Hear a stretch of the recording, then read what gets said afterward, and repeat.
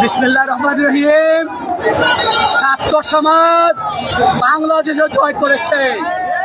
আমাদের সরকার ছিল 9 বছর, ছাত্র সমাজকে সেই জয় করেছে।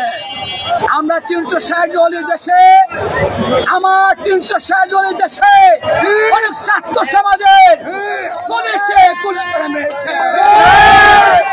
মুক্তিযুদ্ধের বিরুদ্ধে ইতিহাস, সংগ্রামের ইতিহাস, বাংলাদেশের ইতিহাস, আন্দোলনের ইতিহাস 1952 সাল থেকে 90-এর স্বৈরাচারী এরশাদ পতনের মূল ইতিহাস আমাদের ছাত্ররাই তৈরি করেছিল।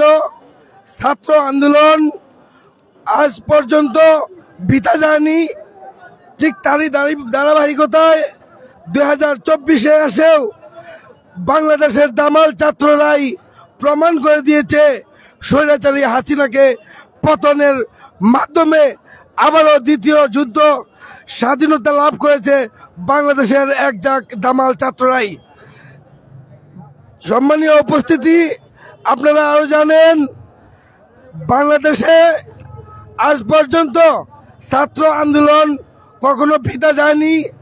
আমি একজন ছাত্র হয়ে আজ গণমাধ্যমকে বলবো, আপনারা সত্য প্রকাশ করুন এবং বাংলাদেশের যে ক্ষতি হয়েছে প্রত্যেকটা ক্ষতি অবশ্যই পূরণ করতে হবে এবং নতুন সরকারের মাধ্যমে স্বৈরাচারী হাসিনার সুষ্ঠু বিচার করতে হবে এবং বাংলাদেশের যতগুলো ছাত্র গুম হয়েছে, যতগুলো ছাত্র এই পর্যন্ত শহীদ হয়েছে, প্রত্যেকটা ছাত্রের ক্ষতিপূরণ অবশ্যই বাংলার মাটিতে দিতে হবে এবং প্রত্যেকটা ছাত্রের সুষ্ঠু বিচার আমরা অবশ্যই চাই। এই আশা ব্যক্ত রেখে আমি আমার সংক্ষিপ্ত বক্তব্য এখানেই শেষ করলাম। ধন্যবাদ সবাইকে।